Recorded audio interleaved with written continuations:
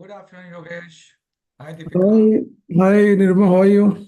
I'm good, Yogesh. I thought I'll quickly check so that, at least Yes, yes, no, no, good idea, actually. the setting is proper or not. Yes, yes, yes, yes. Yeah. Hey, Ranita. Hi, Deepika, how are you? Hi, good afternoon. Mhm. Hi, Ranita. Good afternoon. Good afternoon. So good. No, in fact, Yogesh, Deepika shared a brief profile which I asked for Yes, already. So I just took yes, part of that so that yes, I yes. can quickly introduce also Yeah, Ranita. yeah, yeah. Yeah. Hi, Rajesh. Good afternoon.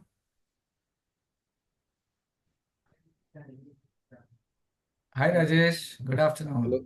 hello, Nirupam. Mhm. Hi. Yeah. Yeah, You can yeah. hear us properly, right? Yeah, I can hear you. Hello, Yogesh. Yeah, Rajesh, how are you? Great. Hi, very good afternoon. Yeah, there is some divine light coming on top of Rajesh, actually. I need to adjust this 1 second. No. Hmm? Hi, Ranita, how are Ranita, you? you're on Good mute. afternoon. Good afternoon, Good everyone. afternoon. Good Yeah. afternoon. Hi, Yogesh. Hi, how are you? I'm Let doing good. me How are you? adjust the light. Good, Just good, give me good. 1 minute.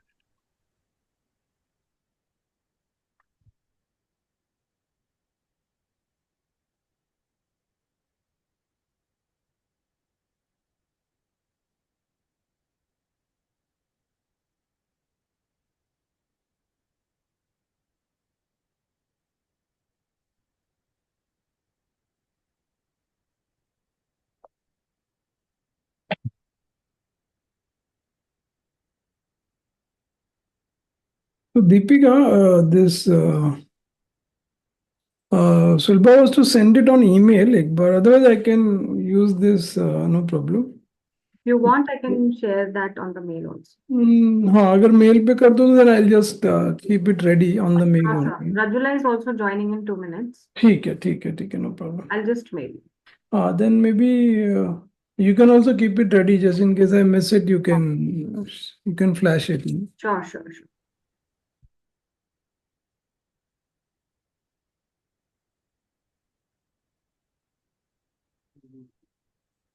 Is it better now? Yeah, very nice. Of course, much better. Absolutely. Yeah. So Rajesh, how is it for you? You guys do all day working or you do hybrid? Uh, I think all the senior people do work from office, and Okay. others do 3 days from office. Okay. Pretty flexible, but we are 60%, 70% work from office. Yes. So what is your personal view? Is this model all right or you're missing something? Uh, I think it all depends on the project a little bit. If if there is a stable thing, then it's okay Hmm. you work from. But if there's a critical aspect, then people have to be there. Yes. And second aspect is junior people. I think hand holding is needed. So wherever they are, we need some kind of coordination. Hmm. And third aspect is I think management side, just doesn't make sense working from home. Hmm. Yeah, because the ideation does not happen when you are on virtual mode, like which Yeah. you could do over lunch or over coffee, tea, whatever. Yeah, you need the management, otherwise things will not move. And, Hmm. and by teams, you do like kind of huddles, sort of like a group of guys coming in a day and something like that. Yeah, most time, like some companies are like you have to decide which days you are coming. So a date, say, because they have reduced the physical infrastructure now. So when the office was like 300 capacity, now it is like 150. So they divide the days. Hmm. So my son, who works also for a company, they have given him like Monday and say Wednesday, for example. So others can come on Tuesday and Thursday, so one day like that. So Rajesh, from your experience, like how much of this account growth people are aware of the behavioral aspect, meaning building relationship, understanding the style of the customer? Is there Any formal trainings that you have seen that has worked for people? I've seen it in when I used to work at Accenture, there's a behavioral aspect was always there. Because Yes. any deal that we were going, because I was working in Boston in the strategy Yes. practice. So any time we go for a pitch for a big contract, Yes. always a complete analysis of the leadership team that we are meeting, that we were Mhm. meeting at the time. Very So nice. there's a few frameworks involved in who are the supporters, who are the Mhm. non-supporters, who will benefit the most. There's some Mhm. kind of framework where you all have to brainstorm and fill it up, Yeah. and then position yourself to be with the right people. Mhm. And then once you understand who are the people supporting you, then you try to understand he's an extrovert, he's an introvert, what does he Mhm. expect, what is his working style. So we just used to Mhm. brainstorm so that when we go into the game plan, we used Mhm. to play good cop, bad cop, all kinds of roles Mhm. that were pre-planned. Then you Mhm. used to go to the big meeting. I was Mhm. a manager at the time. I was not a VP or anything. Yes, yes, Talking yes. about 15 years ago.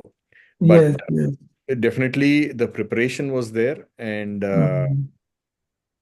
it all depends. And if the lead is changing when you're trying to do the account management, Yes, yes, and yes. immediately Accenture is so, agile. They used to change the Mhm. account managers also to fit that new person coming in. Yes, yes, Because to yes. grow the contract, you have to play at every level, right? So Yes, yes, yes. beautifully run organization from that point of view. Yes, yes. So the reason I asked you is that I see that like companies who are not that large scale, don't give that much of importance, and it is more the owner who is driving the personality of the people in the sense they just mimic the owner or the proprietor or the senior leader there, but there is not much of that scientific approach given to them.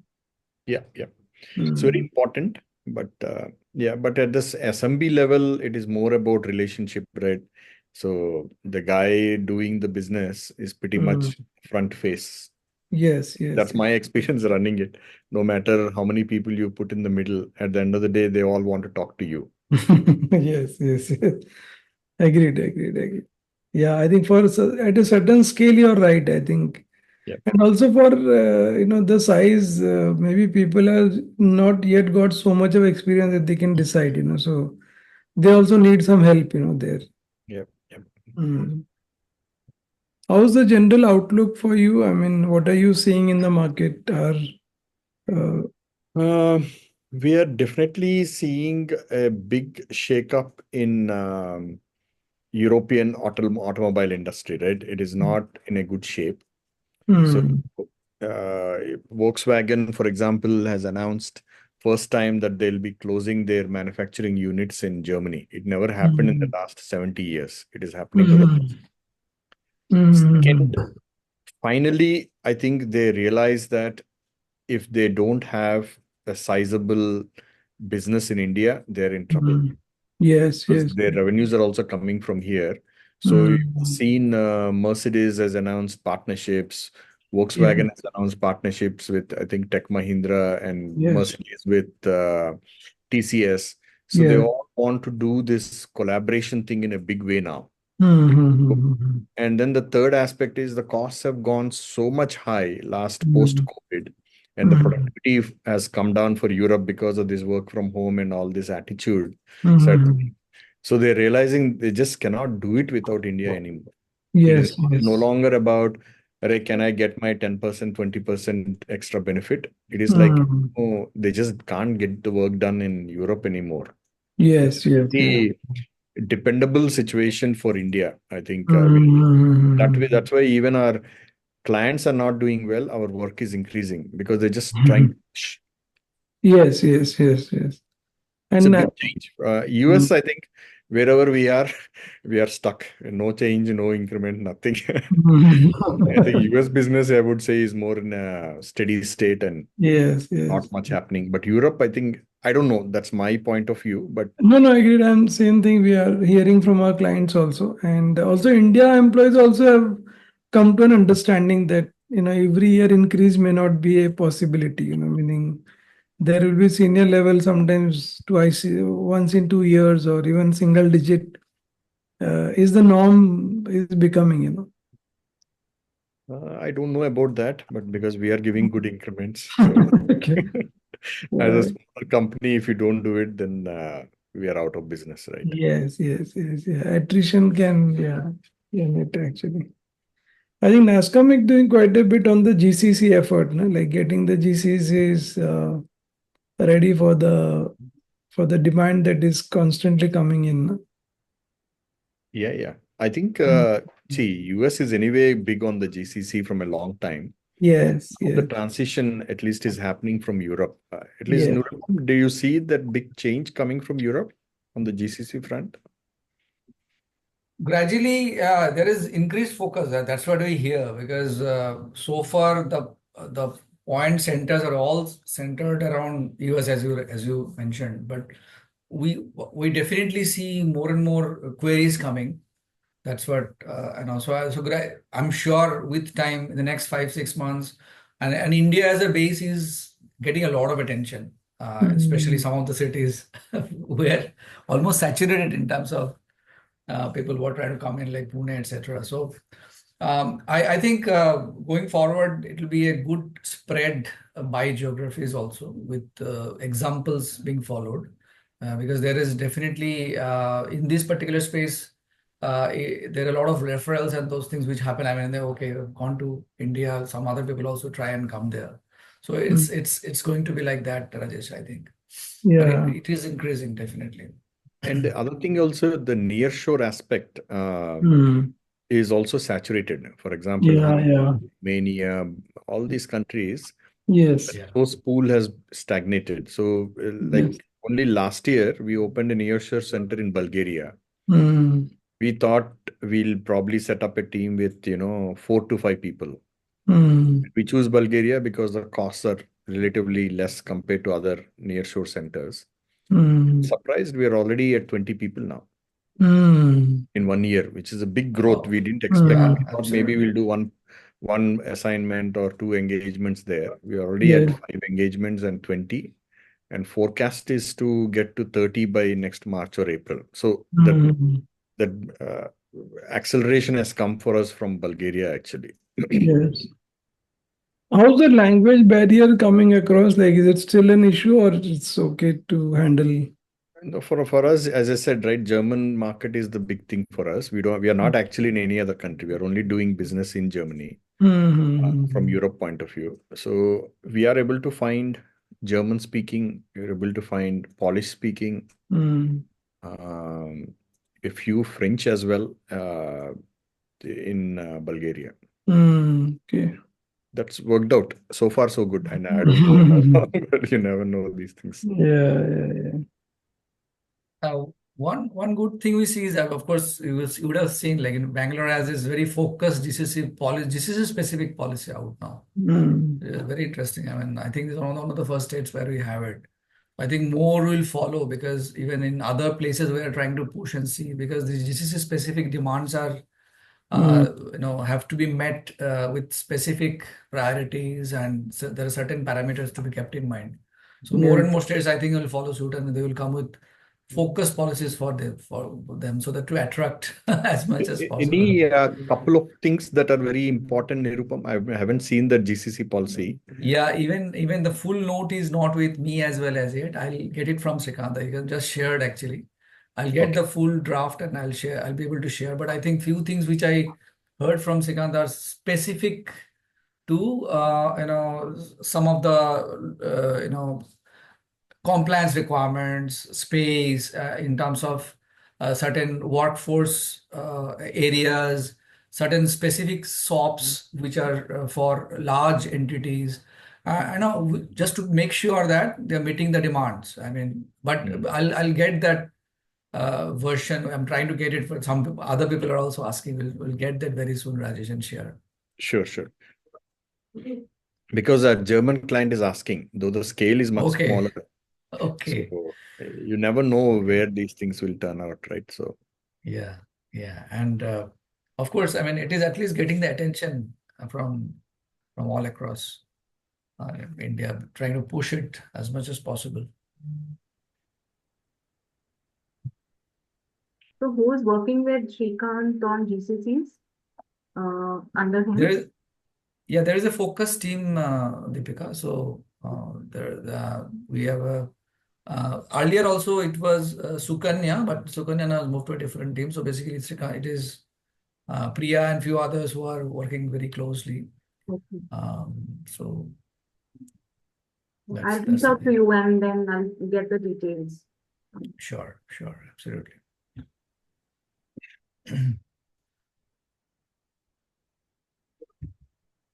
Just give me 1 minute. I'll be back. Sure.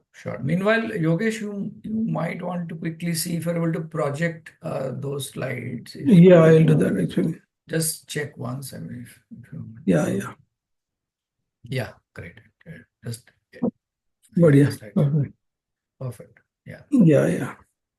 So Nirupam, how is the situation with the doctor issue still continues to be there, no? Yes. No, I mean, of course, now there is this puja fever, right? Durga Puja time. Yeah. So now, after that, after it is withdrawn, there are sporadic marches are all happening in some parts of Kolkata, and especially in Kolkata only.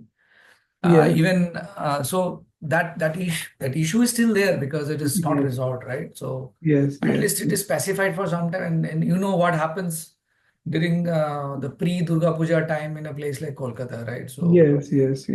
it's a lot of things going on right now. Yes. Especially the roads are chock-a-block because in some a lot of more cars ply, more people Yes. come in, and in the middle of that there are of course some protests and rallies in specific areas, not like the way it was maybe 10-15 days back, which was before the agitations, but still it is ongoing. Even yesterday there were a few rallies. Yes. But it is definitely fresh on the minds, and in fact, a lot of pandals, which are Durga Puja pandals, are having some demonstration or the other, at least visually or in terms of the theme, etc. As you can understand, to project the need and need for solution and justice. And that is almost in every pandal. I think, I mean, or every other pandal you would see it this time in Kolkata, which is necessary also. Yeah. So Nirupam meet Rajula and Gurminder also from the crossover team. Hey, so I think good they're afternoon. using the same link, so that's why everybody is coming in as Yogesh Agiwal. Yeah. Okay. So Nirupam सोचिएगा कितने लोग present करने वाले No worries. In fact, after our introduction, I mean, after we introduce the basic theme, and then of course Rajesh and you, what I will do is I'll at least switch off my video, etc. So that there can be highlight, and that will be yes. Yeah. And primarily, I'll just give me a sec. I'll just take a call. So Rajesh, I will keep requesting you to share in between wherever I think there is a model that is explained. So I'll give you some of my examples, but maybe something that comes to your mind, you can also keep pitching in anytime. Yeah, sure. 100%. Yeah.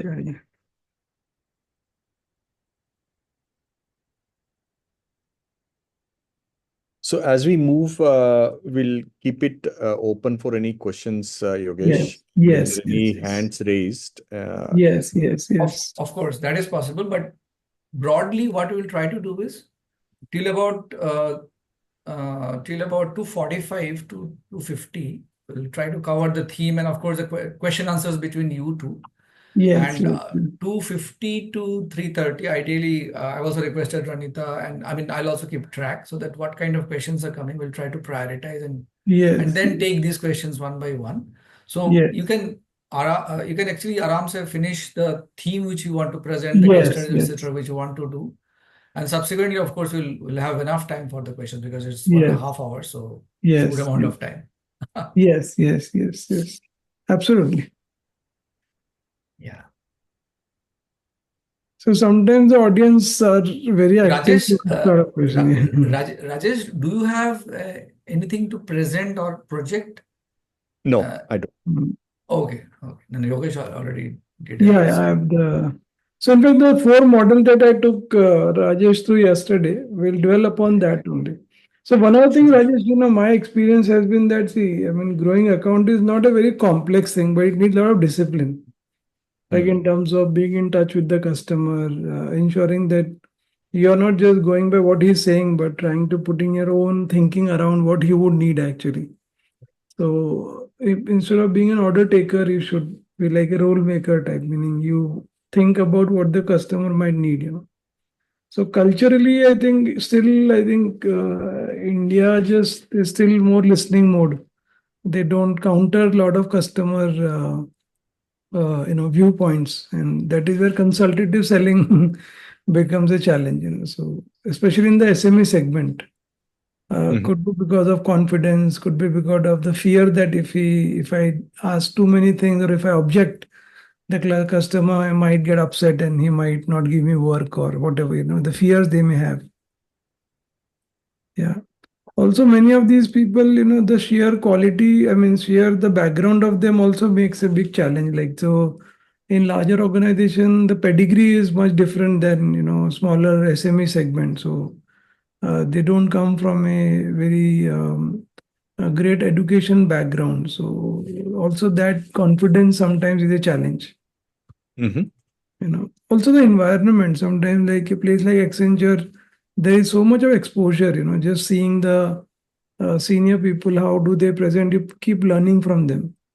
So the opportunities here sometimes is as low. So but that doesn't stop people from nowadays, there is so much available to pick it up yourself. There are so many reports, so much like places like Boston Consulting Group, McKinsey has got tons and tons of information.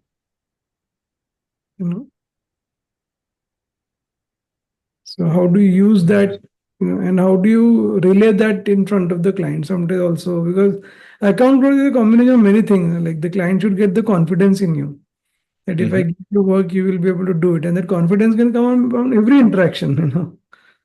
Yep.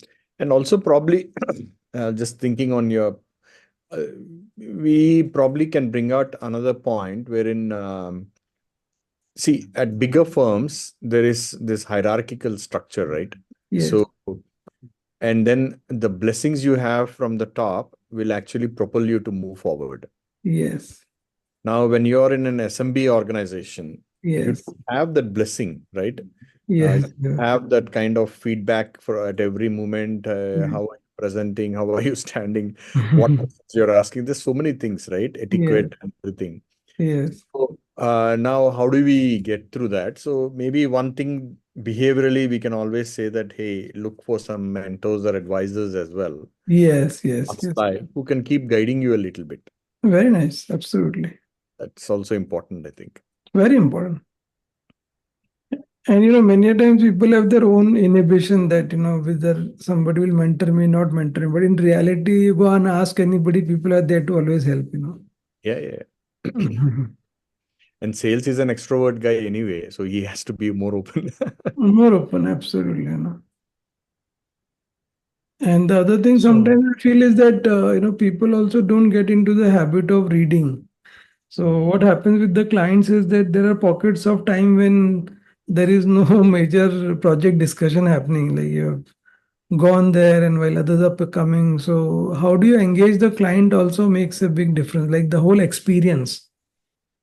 Does he look at you only as somebody who is a technology person to work, or does he look at you as a partner? Yeah. So one of my salespeople used to tell me that he would almost like find many clients who also had the habit of reading, and he would start exchanging books with them. So the customer will bring one book, he'll bring one book, and that itself was a big bond with the customer. So, so given a choice between two vendors, he will choose the one which is a book exchanger, because there is some amount of bond connected with that guy. Mm. right, Yogesh. So in about a minute, we'll go live. Yeah, That's yeah, the yeah. what I will try. Well, what I'll request is, of course, after the basic intro and I introduce to you both of you, will Yes. others like Deepika and a few, me and others will basically switch off video so that your videos will be there. And Yeah. then, of course, we'll be in listening mode and monitor the chats, etc., and let the conversation go and Yeah. take it forward. You can also maybe tell people to raise their hand so that we know who is asking, so. Absolutely. And yeah, that will Yeah, mention yeah. the beginning only that you can actually post your questions on the chat sessions Yeah, yeah. and Or raise also hand. Yeah. raise. Yeah. Very much So so. that's a very good feature of Zoom. So the person just comes up on the top, so you know acha, who is asking the question. Right. I think it is time. I Yeah, see yeah. So something we can 35. go there. Yeah. We can start, right? Yeah, we can start. You can go Yeah. with it. Yeah. Maybe you can give 2 minutes more for people to log. People generally click at 2 o'clock when 2 o'clock meeting is there. Yeah, I think it is already 2. So We can go there and then we can tell them that we can welcome them, wait for 2 minutes type.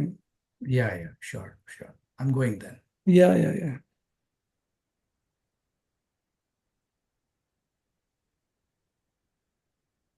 Hi, good afternoon. We'll just wait for a minute or so maybe before starting the webinar.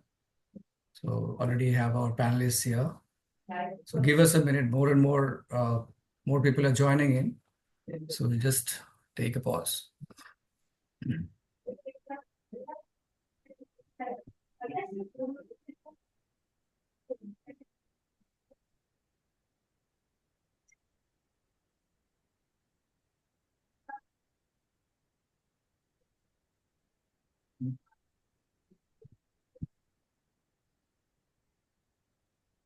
We have close to 50 participants already. I think Yogesh, Rajesh, with your permission, we can actually start the intros, etc. And Yes, why not? yeah. Good afternoon, everyone. This is Nirupam Chaudhary. I represent NASSCOM's SME team, and it's fantastic to have you all today in this very, very interesting session that we're going to have, which is following. Let me quickly first introduce the theme and then, of course, take it forward to introduce Yogesh and Rajesh. A great welcome to today's webinar on the theme is customer-centric account development strategies. It is designed to help you transform initial sales into long-term customer loyalty. We'll be diving into proven frameworks for deeper customer engagement and fostering lasting relationships with your key accounts. Our session today is tailored specifically for sales, business development, and also marketing professionals aiming to enhance retention strategies. You will, of course, gain insights into how to build effective growth plans, targeting, say, high-end accounts to drive sustained business success. Let's explore actionable strategies to not only grow, but also nurture your key accounts for maximum impact and profitability. One interesting Indian case which comes to mind is, I think, one of HDFC Bank's customer engagement strategy, which comes to my mind, where they have leveraged, specific customer engagement strategy, where leveraged, digital solutions and AI-driven insights to enhance customer experience. By offering some tailored banking services, they significantly improve retention, whereas they're upselling with high-value accounts. These approach really perhaps help them and few others also in building long-term relationships and maintain a competitive edge in India's banking sector. This is just one example. I'm sure in the course of time we'll hear so many good examples today from both our panelists, and also something which we can relate to. This is my expectation as well. So let me first quickly introduce the panel for you. Mr. Rajesh Raju, he's the founder and CEO of Achala Solutions, with more than 20 years in technology industry and consulting.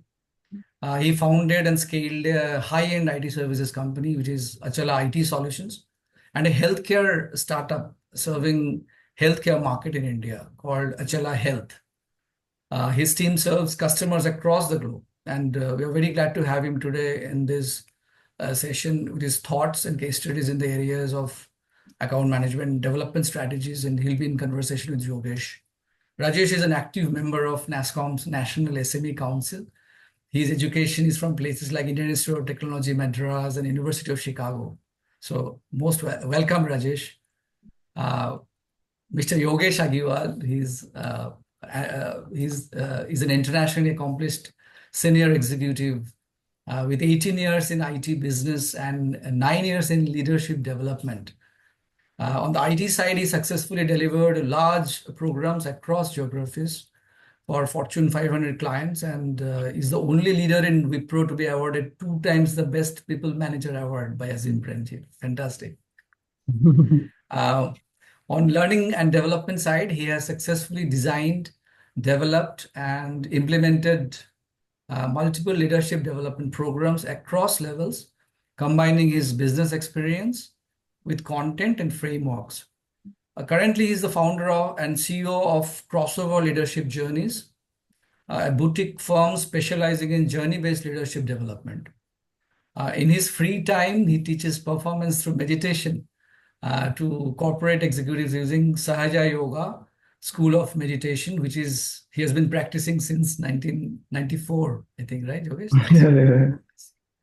So great. Now, before we delve into this conversation, my request to all of you is that please keep posting your key questions, raise hand, or post questions in the chat box. Me and my colleague will keep tracking those so that after the initial conversation is over, we'll try to take maximum of your queries to try to address those and try to provide as much value as possible. So I stop here, I pause here, and over to the panel now. Sure. Yeah. Thank you. Then thank you. Let's all please welcome Yogesh Agiwal, founder and CEO.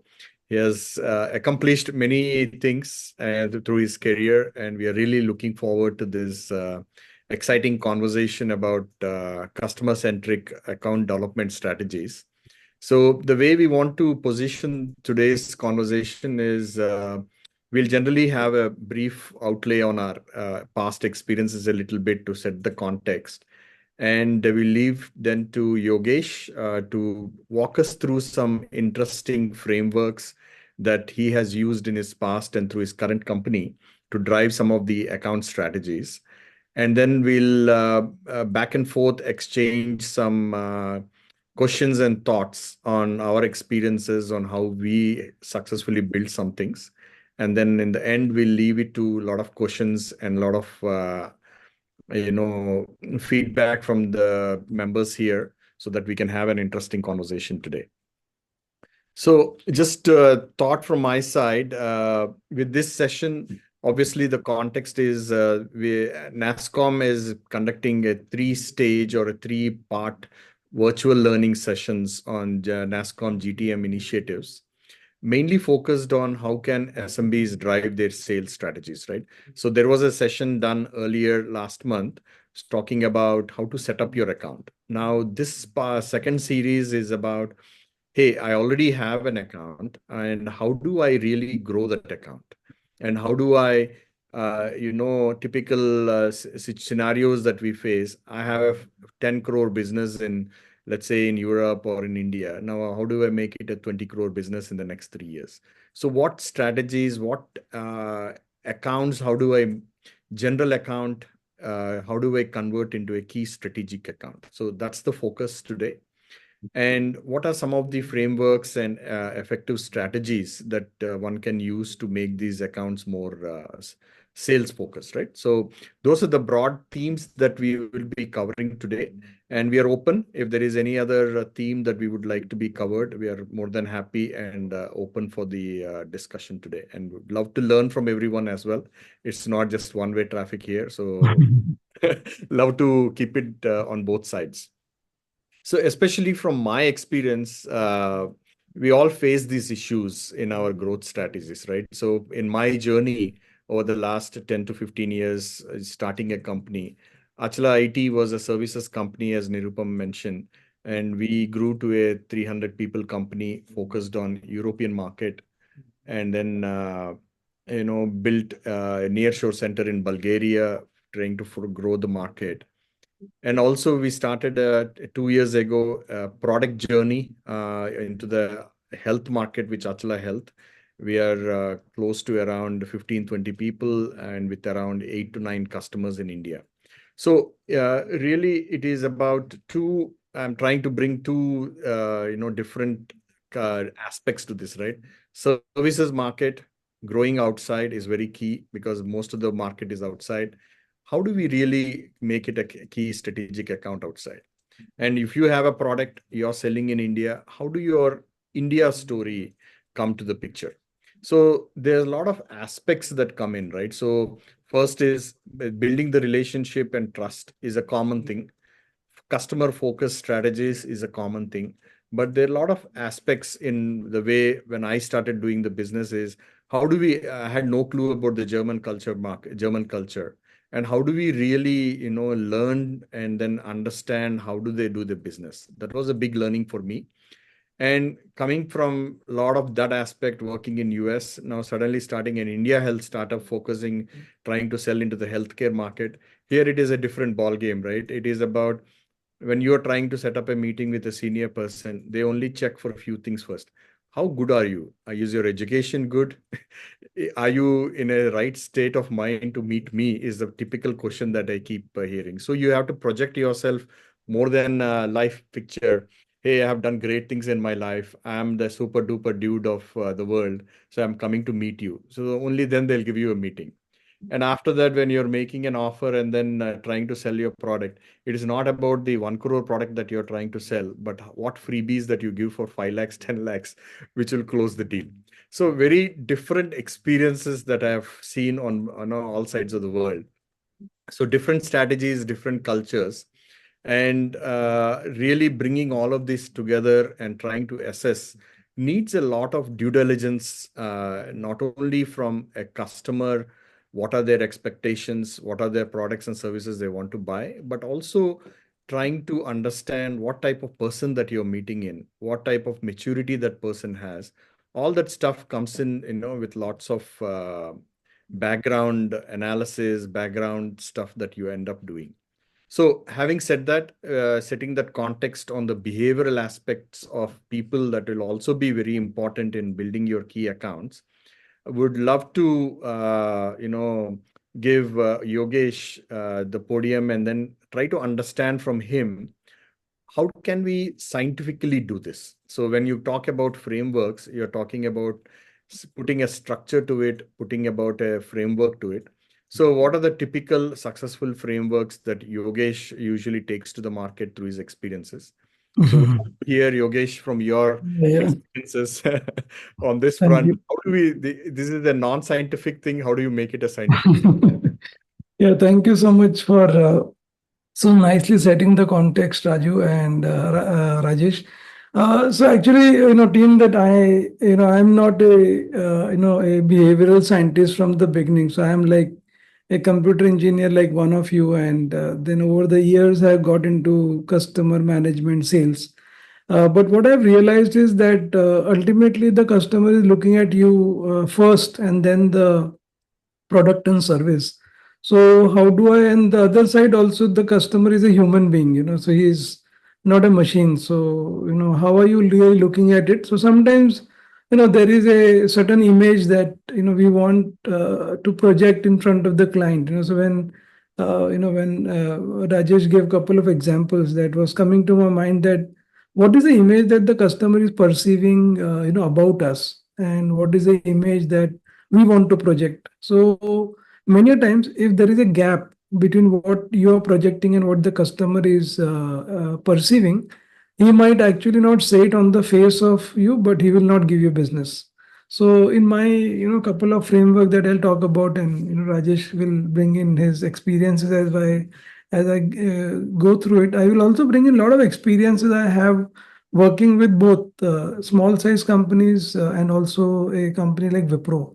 And I could literally see that even though a size is different, but I think some of the fundamental things can actually be, used in both the places. So I've put a couple of slides here, and as Nirupam was saying, that you can actually raise the hand in between whenever you have to have any question, or you could actually put it in the chat or on the question answer, and then either Anita or Nirupam will call out those questions, and me and Rajesh will attempt to answer. So make it interactive. You can ask any question, and as I always say, there is no dumb question. So, you might think that should I ask this question, but maybe 10 more people have the same question. Yeah. So if you start looking at the first, dimension is about, the image that, we want to project to our customer, So there is a desired image and then there is a perceived image. So many a time there is a gap between that. And if I were to, talk about some of my own experiences at Wipro, so we as an organization would project ourselves as a very simple organization, very easy to work with, no major, shosha about our working. And that was very nicely reflected by our chairman. So if you look at Azim Premji, and many of you would have heard his story when he was active, you can see a lot of those, image being translated in day-to-day behavior. So, for example, I remember, one time Premji was in US, and one of our account managers wanted to pick him up from the airport and, go to the client for meeting. And, Premji at that time also had become the richest man of the world for some time. And this guy thought, let me rent a Mercedes car and go and pick him up at the airport. So Premji, when he got into the car, and this is a public story, meaning we have got to know inside Wipro, and I'm just giving you this story to tell you how a image can actually be seen by the customer and how that image can be connected to business. In the sense, as I go into inside the story. So Premji sat into the car and asked this account manager, is this your car? And he said, no, I just rented it today. And Premji said, why did you rent this? Because ultimately the cost will be loaded to the client, because if you make such expenses, and I in India myself drive, at that time he had a Ford Icon. He didn't have a Mercedes, or he didn't have a BMW. So that was the simplicity that you could see, in Premji's style of working. So now, how did that get translated to a lot of our deals was that when a customer would ask us a question that, what is the difference between you and maybe your next 3, 4 competitors, for example. And when we would tell them that, we are absolutely a company that believes in not, spending on things that could be managed with simplicity, for example. And these were the stories that actually drove us as an employee of the company to demonstrate in front of the client. Now, this became a unique, value for the client, that there were clients who would value this spending attitude towards not a very fancy, expenses. Now, I'm not saying that, there is anything wrong in, spending more on a BMW car or a Mercedes. I'm not saying that, but you have to make sure that whatever is your desired image and whatever is the perceived image should match. And that is the point here. So if there is a distinction, then there will be a challenge. So I'll also get this deck to all of you. So through Nirupam or through Ranita, and you can spend some time thinking about it, that what is my image right now? What do I want to my customer to perceive? What is something that a customer might today perceive about me, and how does my image connect with the organization's image? So if there is a sync between that, then the customer would be very keen to take us forward that. Yeah. And as we go, and these are some of the interesting points for you to start thinking about it, because when we are going to build longer relationship, we are going to go deeper with the client, all this will matter, because the client should not feel that whatever he is saying and whatever is reality is not matching. Yeah. So that is a starting point of thinking about that. Yeah. So as we go along in the journey, you will see that there are multiple ways you could actually go inside the journey, which means that you can start with maybe a one-off transaction with the client, and there is nothing wrong in any of these models that I'm talking about. And so you may start wherein a client may give you work only because he sees a cost advantage. He says that, okay, I think he knows what he wants, but he does not want to waste his own time. He says that I might as well outsource this. And that was like the starting point of maybe Indian IT industry where we started. And then I think you start demonstrating some of your consultative skills, which means that you start working on looking at their problem identification, understanding, giving them customized solution, where you start seeking your expertise, meaning he's coming to you not only for the basic work, but you're coming for consultative work.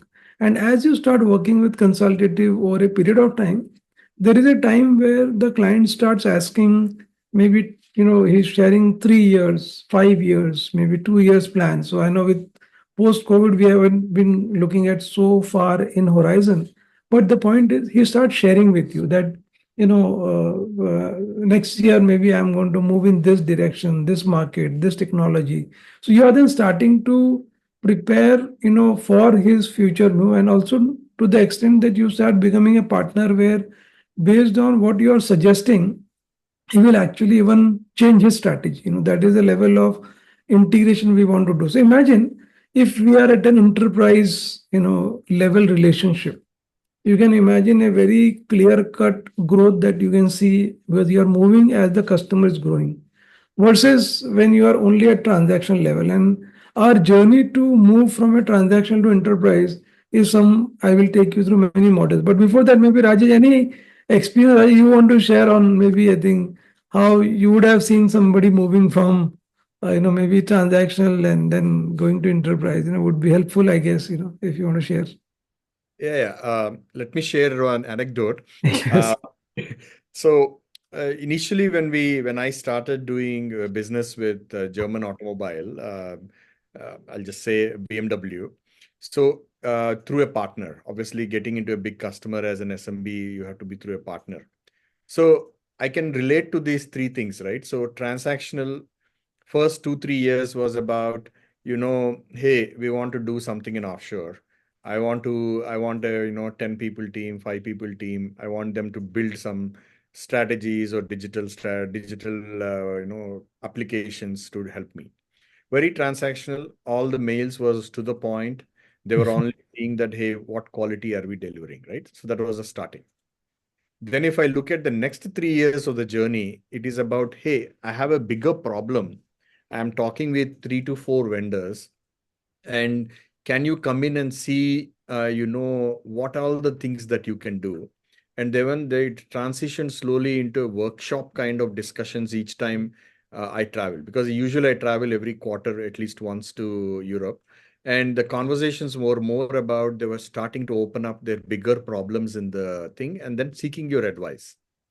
The third aspect, instead of value creating inside the enterprise, the day when you get called to go on a sailing trip or watch a Bayern game with them, that's when you realize that now you are a partner. You are no longer trying to just advice is done, delivery is done.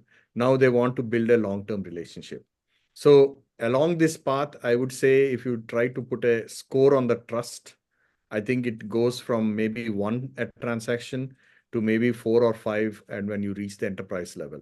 So that becomes your benchmark if that account is actually growing or becoming a strategic account. That's my experience looking at from here. Yes, yes, very, very nice, Rajesh. And team, as we go into this journey, while we have just about an hour, and we will then open up for question. You can ask in between also. But I really want you all to start thinking about it. That which are your accounts where you are currently transactional. Which are the accounts where you have become consultative. Which are the accounts where you're already enterprise, and how are you going to now size those accounts that you have and start thinking. So, see, your business might grow without you really focusing some of this. But today's session is to be focused on thinking about that. And to do that, once you've started to know that, okay, this is a geography, this is account, then you have to start doing the hard work behind that, meaning if I want to become a consultative consultant, what does that need? Do I need to present in some conferences? Do I need to submit white papers? Do I need to get certification? Yeah, because it is not just being nice. So getting on a sailing club that Rajesh talked about won't happen unless you have crossed the consultative stage, meaning no customer will spend time unless they start seeing value in the conversation. So on the sailing trip, it is not about just in the boat, but in the boat, what are you having the conversation? And that that makes a big difference, because every interaction, and Rajesh and we were discussing just before you guys came in, that how every interaction the customer can form a perception about you. And you have to be very mindful that ultimately, although you are very friendly with him and everything, but ultimately what matters is that is he getting value in the conversation, and the value can come with your preparation, and your preparation come with your thinking about the account. So how do you then move, from a transactional to an enterprise model? So I've just created a model called transaction to enterprise. When I've created a model, is that we are a 9-year-old company, and we have been using this model for so many of our clients, and it is not a rocket science. I have personally used this model for last, I think, maybe 20-25 years, since the time I was in Wipro and the previous organization. So although I might not call the same name as Tito and all that, but the philosophy is same. It's not very difficult. It is fairly easy for you to really understand. The only thing is you need a lot of discipline in doing that. And my request to all of you is that start thinking about each and every aspect that I spoke about, Rajesh spoke about, and go back and start thinking, what am I doing with those accounts? So we looked at the brand image first, and then we'll now look at the other portions like CPAC is knowing the world of the customer. Buying influences is all about, see, you will not get a deal just by the person who you are interacting with. There are many more stakeholders. So as the pie becomes bigger and bigger, there will be more and more decision making involved. The more and more decision making involved would mean that each of those decision maker has to come on your side, which means you have to start thinking, what should be my strategy for a procurement guy? What should be my strategy for a sponsor? What should be my strategy for a technical guy?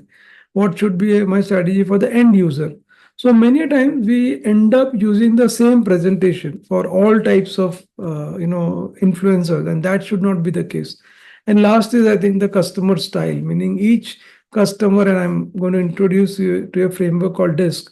And using all this, we should always be in touch with the customer. Like SFND is a very beautiful framework, which is, what is seeding with the client in the relationship. What are you feeding the client? Now, feeding is a very, interesting experience I have. Like, so I used to be in Wipro, and, Sony was one of my accounts. And every fortnight for like almost 8 years, I don't remember that I have missed sending a newsletter to the Sony, US office, that what is happening in Wipro, what are we doing with the account, and things like that. Yeah.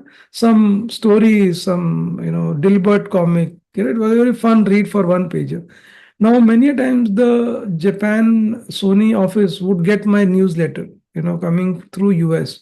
And at least in those years, I got 3 large assignments just because the newsletter reached the customer, the other location. And they said, "Hey, I think we also have a similar need. Why don't you connect us with the counterpart in India?" And we would get that. Yeah.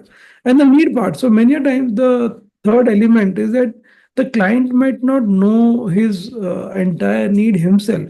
So are you able to create the implicit need that is happening? And I can give you one example where one of our clients came back and said that they want a 2-day, customer centricity program. And we asked them this question, that why do you need that? And they said, we want to grow the account. So then I asked them question that, how is the bond with your account manager and the customer? How are emotionally they connected? They said, I don't think that is much. So we said, let's add one emotional intelligence program. Then I said, how are they handling, say, negotiation? They said, no, I think they fail quite a bit. They add negotiation.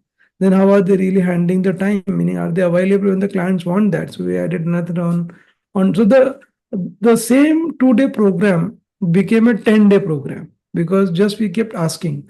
So in your own, business, when a customer gives you some work, and this will come from the earlier conversation I had, meaning unless you are enough knowledgeable about the customer's environment, you won't be able to ask the right question. And if you ask the right question, you will get more work. And then finally, no matter how great you talk, but ultimately, when you deliver to your promise, is when the accounts will grow. So we will have to make sure the last element is deed. Now, if you do that, you will build like deep lifetime relationship. Like Rajesh said, you'll go on a lot of sailing boats. you will have a lot of entry barriers for competition. So, and I must tell you that once I was meeting the president of Havel, and he was saying to me that I think whatever you are sharing right now, a lot of people don't do that. If you do that itself is a big entry barrier to competitors because they are not doing all this in such a systematic manner. And that if you do, I think you will always have predictable revenue because the client is almost giving you a projection that what is his next year plan, what is his 2 year plan. So I'll take a pause here. And any thoughts, any reflections you guys want to ask before I take you into details of each of these models, so I can see some, I think, chat coming in. Okay. Yeah, I think Nitesh ji is asking what kind of content we put in the newsletter. Is it plan-centric or generic? This is one query which has come. So, Very nice, very nice. Yeah. So Nitesh, I think it should be a combination of both. It should be a combination of the clients. And more importantly, it should also talk about uh, other things that currently you have not discussed with the client. So for example, at Wipro, I was at an advantage because Wipro was a very large organization. So I would, push stories about imagine Wipro doing deep engineering work with Microsoft for the Office and the operating system, and same Wipro doing a call center when you are having a problem on the Office product. So imagine deep engineering to call center receiving. What a fantastic story. Now, when I would send it to my client saying the story of a deep engineering to call center, the client would say, "Oh, you guys do call center. I never knew. Let me put you in touch with our support team. I think they are floating a new RFP and you might be interested to do that." And then you put in, if you are from an India geography, and if you are sending something to a particular geography, as Rajesh was saying about knowing the culture, you should start putting in something that will help them, so that, for example, I am in Hyderabad. So you tell in Hyderabad, I'm not generalizing, but usually there is a time issue. You tell people at 11, they'll only show up at 11:15, 11:30. Now, if you tell this to a German client, ahead of time that, I think there is an issue here and please, and in a very jovial way. So you're actually knowing that, oh, there could be chances like that could happen. So you are basically also educating the client not only on the work and technology, but also other aspects of your culture. Yeah, so Durga Puja, for example, fantastic. Nirupam was, maybe if I were in Nirupam's place, I would send a couple of pictures to this. So because you want to also send the energy to the client. You also want to send the joy to the client. It's not always work, work, work. Because when you're meeting him the next time, that Durga Puja conversation should happen on the sailing boat. Yeah, otherwise it becomes very dry relationship, and so there is no, I always, as basic as when you go to a shop or a restaurant, you end up going to most places where the person is actually more jovial than the food. Yeah, so that's the same philosophy here also. Nirvam, I think I'm seeing a lot of questions coming in. Yeah, so that's okay. good. That's, yeah. Yeah, You yeah. want to take one more or can Yeah, Kapil has a question? I can take one more. Okay, I think Manish is asking and he wants to go to CPAC very quickly, but I'll take you there. So Kapil, what happens is, I agree with you that, the client do not want disturbances because if the client does not see value in your newsletter, he will look at it as disturbance. If the client is going to see value, he will actually look for it. So, now I'm in crossover for last 9 years. I must tell you that every Monday, and Deepika is right on the call here. For 9 years, we haven't missed any week to send the mail to our clients. Now, the client keeps asking us sometimes if there is a miss, like this week we had missed because I was I had a demise and we could not do it. So client ask us that, hey, we missed your last week's mail. I hope everything is okay. That is the time you can make a judgment about your quality of the input. So if we don't spend enough time on creating the newsletter, and that will come from the consultative part that I spoke out of, which means what are you reading? Are you equipped with what is happening in your industry? So the customer is not looking for information. The customer is looking for insight, and insight will come when you're doing your preparation part. Yeah.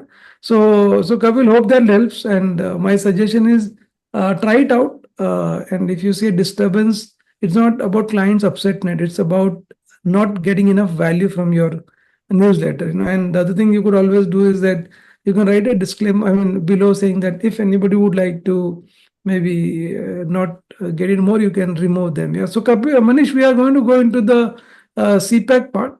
So, CPAC is Yes. nothing but, yeah. Just one comment on the newsletter, just Yes, one yes, yes. small thing. So, initial days when we started working with the German, the European customers, right?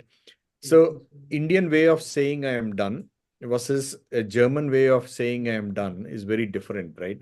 We all know coming from Indian culture, uh, especially when we say we are done, majority of the time it is only 80 to 90% done.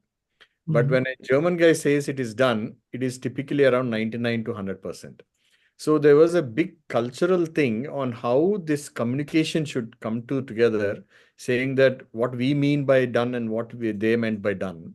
So we had to organize some sessions and explain to them why we are saying it, and because about their openness to talk, so they need to be more open. So what we devised is a program where weekly or monthly both sides of the team just talk openly so that they remove the barriers. So whether we are sending it through newsletters or through some updates about sports games or anything, just talk openly about what is happening around you rather than just about the project.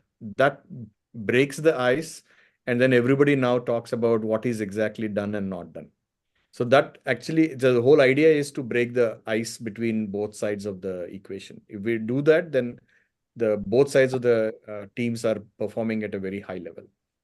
Very nice. Very, very, very regular feature that we, I mean, now it is changing, but it's still there, So we, culturally, I think a very good point that you brought up. Yeah. So CPAC, and I think while Rajesh is giving, German example, but I think there is a nice website, called Aperian Global. And I would urge all of you to, maybe Deepika can put it on the chat, Aperian Global, and there is a nice assessment called Globe Smart. I think you should go and look at it. It's based on the Hofstede's research. If you've not read about Hofstede, it's a very popular cross-culture, dimensions that he talks about. Meaning, like even the power distance, for example. Meaning in India, we can stand very close to each other. Less than maybe half a feet also is okay. But there are countries where they just don't like you to be so close, for example, in proximity. Or, for example, the other dimension could be about time that Rajesh spoke about, or the dimension could be on decision making. So there are some cultures who don't decide on their own, but there are some cultures who want to always take collective decisions. So if you read that and use that, it can be very, very powerful for you. So if you look at CPAC, this basically stands as about knowing the world of the customer.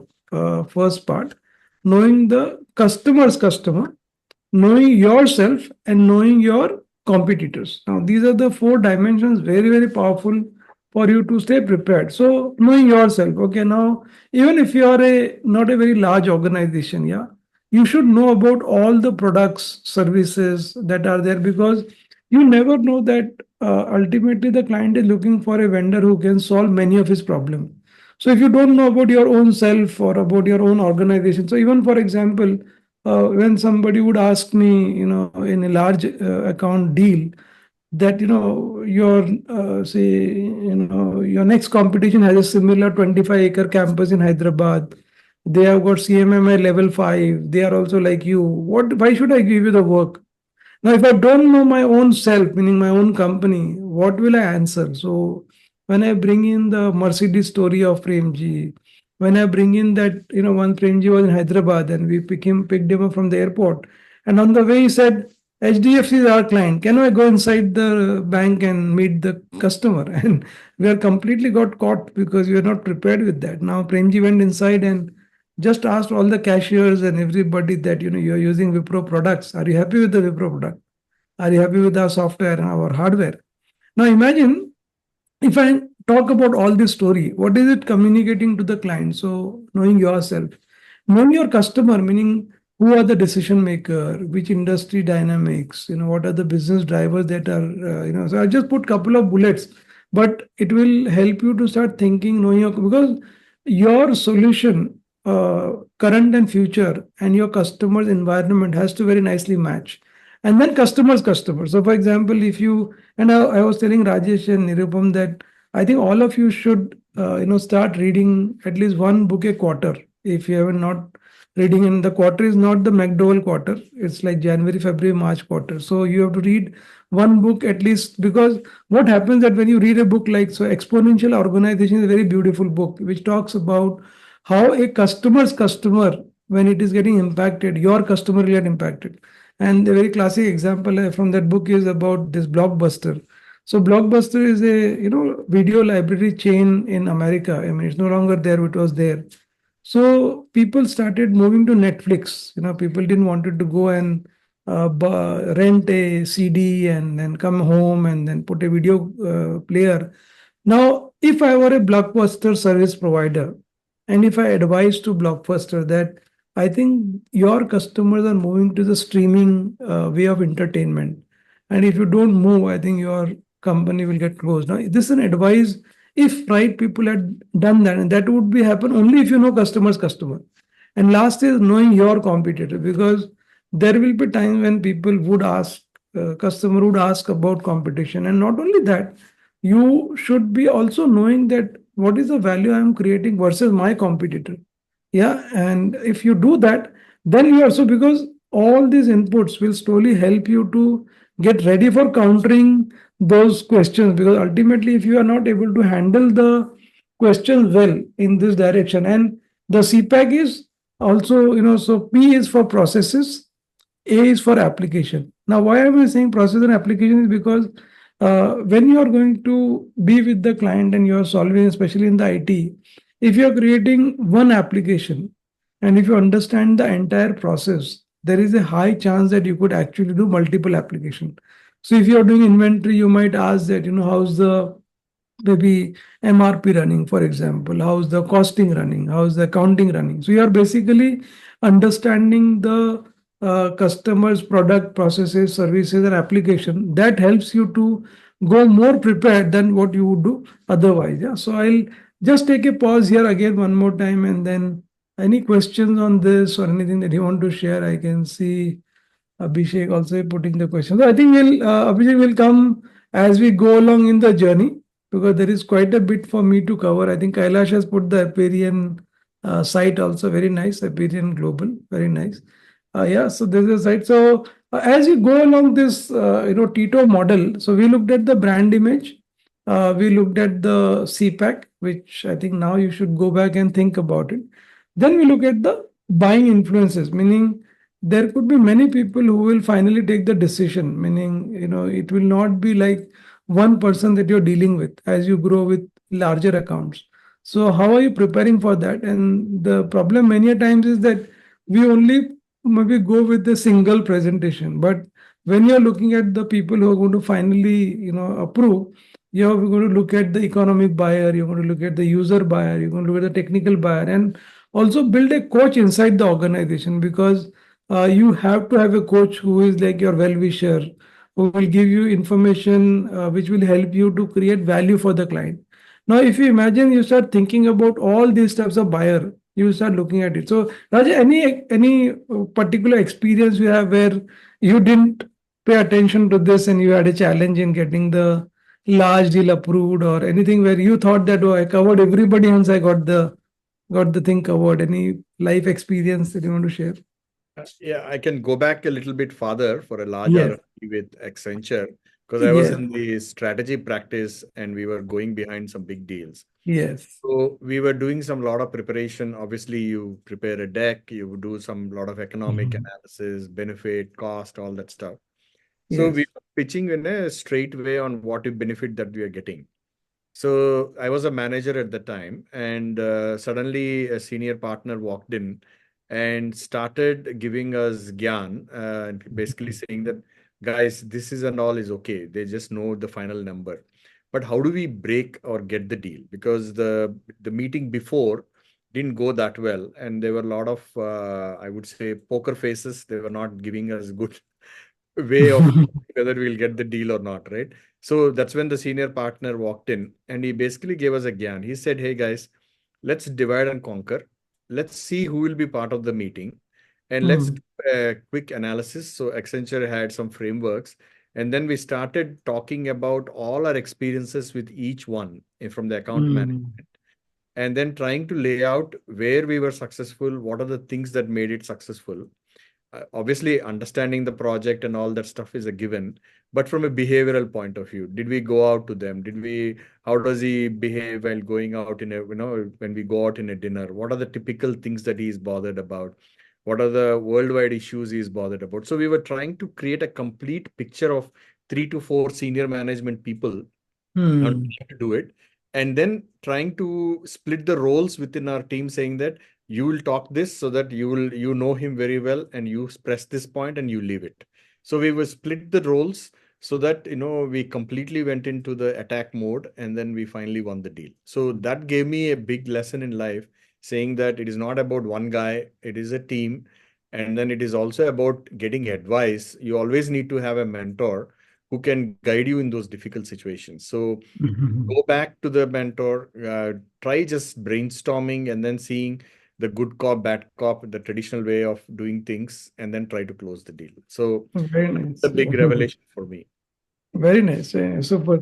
So Tim, as Rajesh is explaining some of these, you also start now putting your own, account plan here, like in the sense, starting with the brand part that we spoke about, then we spoke about the CPAC part. So you create a very nice, simple Excel, and when we run this program for our clients for the entire day, we kind of get them to actually work inside the classroom. But since we are just doing a webinar, I'm requesting you to start thinking about it, start putting, the CPAC in one place, start looking at who are those buyers in the organization. Right now, maybe you're not fully focusing on that because maybe the your contact is taking care of it. But as the size will grow, your direct contact may not have all the authority to approve, and you have to start equipping your contact into that, and that coach will actually guide you. So start thinking about that as we go along.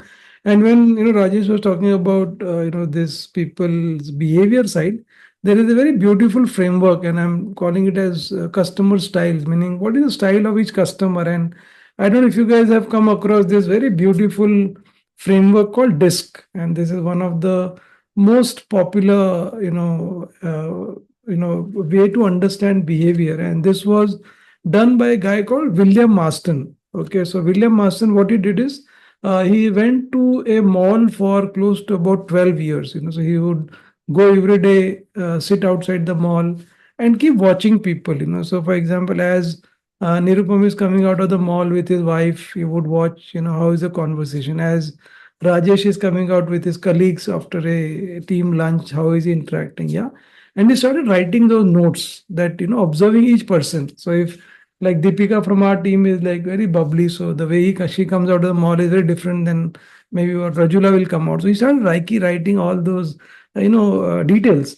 And then he realized you can broadly put people into 4 categories, okay, which means that DISC, which is dominance, influence, steadiness, and consciousness. What does it mean by that? Okay, now if you start with, say, consciousness, okay, these are people who are very, very data focused. So they would never move without data. So I many times give my example of my own spouse. So she's very data focused. If you want to buy a car or you want to buy a white good, she will do all kinds of analysis before going there. So she would look at all the user reviews. She will go and meet a couple of dealers, put together an Excel, put the points there, and whichever product is scoring high, she will buy that only.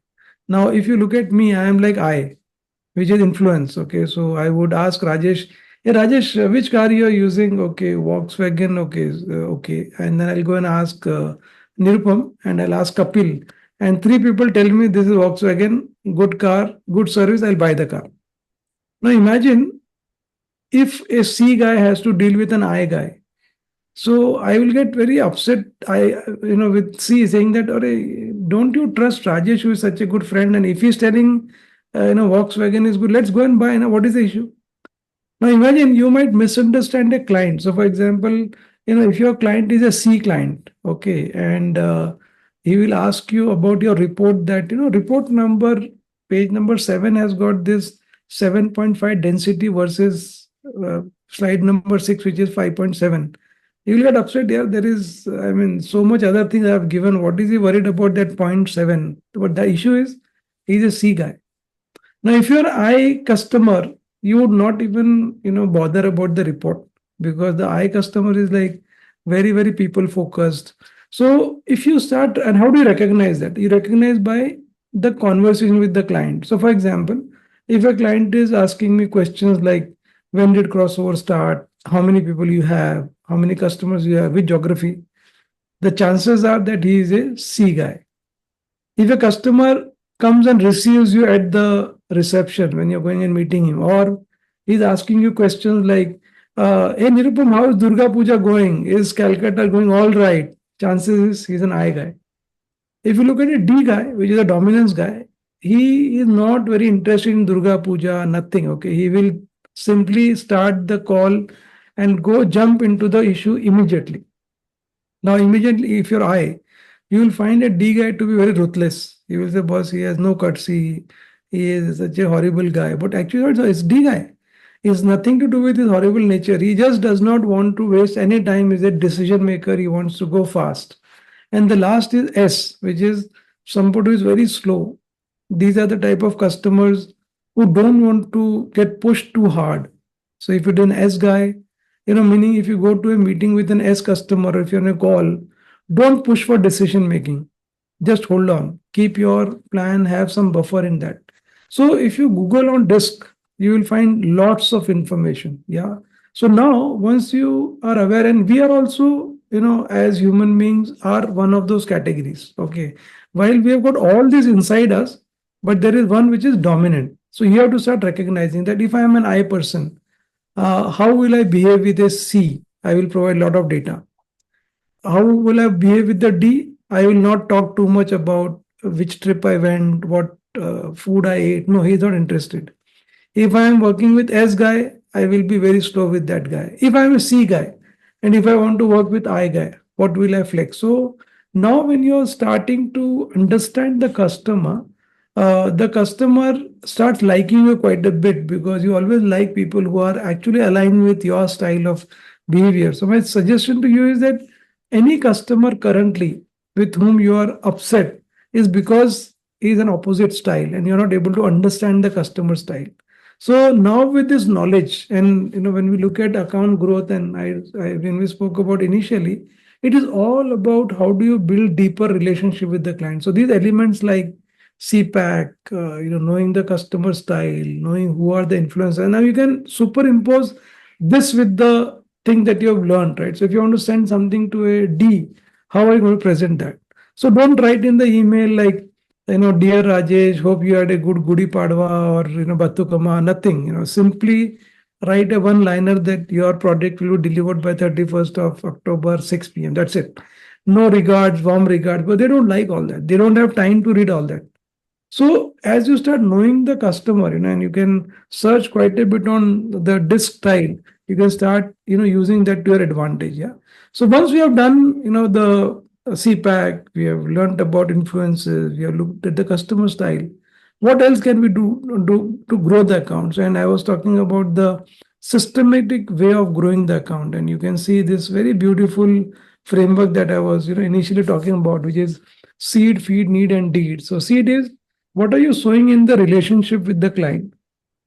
What are you feeding the client? And I gave you example of the newsletter. So you should constantly feed the client, whether the need is there or not. He should get an experience that, but if I have something to do in automobile, I'll talk to Rajesh only, because I always in touch with this. So don't always go with the client for work, but keep feeding them. Need, we spoke about how are you going to really uncover the implicit need, and there is a lot of work that is there in the existing account. It's just that you're not able to mine that enough. Yeah. And then the delivering to growth, meaning you are actually delivering to your promise. Now, if you don't do this D part, it will go back and impact, your relationship part. Now, there is an arrow that is going across the thing, meaning you can talk about deed for one location by using them in the feed. You can look at feed. So they're all connected. It's not like sequential, meaning whatever I'm delivering, like example that I spoke about US, can actually be used in Japan part. So Raj, anything that you want to share on? I know we covered quite a bit, but like how do you uncover needs or how you have delivered? Like you have been in the industry for so long. So is there any repeat example where because you delivered, they gave you more work? Saying that, oh, I want to go with this. Yeah, I think you covered it all well, Yogesh. So Yes, yes, once you deliver, then you also mentioned about, once you get an expertise in a particular process area, then your yes, applications keep increasing. yes, And when the client calls you without you asking for additional work, that's yes. when your frameworks are all successful, right? So Yes. so somebody was asking on the chat, what is your metrics? So it's an interesting question, right?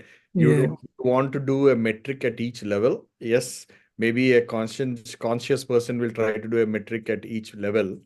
But yes, being an influencer and trying to build a business, maybe I would go about, saying, hey, what is my growth? Where am I getting? Is it, at a broad level, yes, and see what is working and not working. So yeah, yes, frameworks are very useful, Yogesh. And then yes, yes. yeah.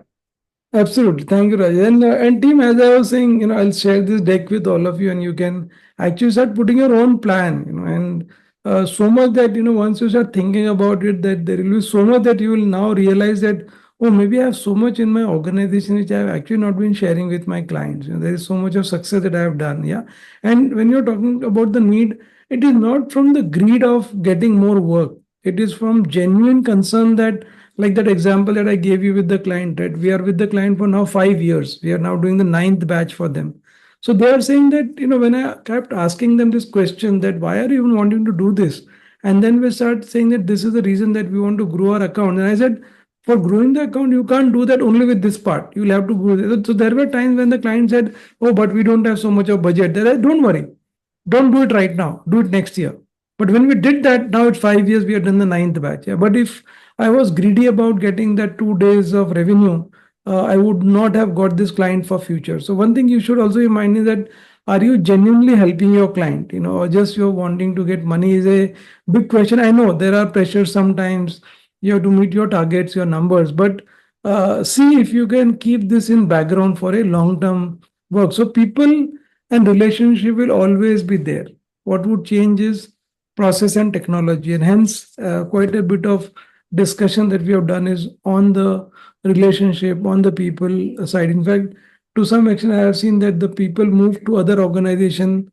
They take you there also because they start realizing, oh, I want to work with this customer. So as we have now done, I'm now getting into little bit of consultative part. So the deeper understanding of consulting that we will do here, in which there are four aspects, as I was saying, that how are you recognizing the environment of the customer, so what is happening in the customer's world, what is changing, and you can see there is a root which is internal, and then there is fruit which is external. So if you don't have your internal readiness well, you will not actually get the fruit on the top. So it's a combination of both, hence the diagram is very beautifully represented. Engaging, and I'm going to talk about an engaged dialogue framework in a bit. So how are you engaging with the different level that we spoke about? How are you activating your team? Many times, if you're in a sales role, there is a tendency that the moment you won the deal, you almost celebrate so much that you forget about activating the people who will start delivering to the customer's promise. And finally, the delivery part. So if you look at this dialogue flow in engage, so when you're talking to a client, there are times when, as I was talking about the consultative approach, you need to be a little assertive about your point of view, and just don't go with what the customer is selling. And that is where I think the customer will start seeing you as a long-term consultative partner, because then he'll say, hey, whatever I think. So this client that I was talking about, right, it's 5 years and they have given us at least 5 referrals, in which they told the new referral that, was this company really knows their stuff. They are very assertive. If we tell them something, they won't start unless they are convinced. And you're also clarifying. So it's not about you just pushing the agenda, but you're basically trying to let the client, by listening, by probing.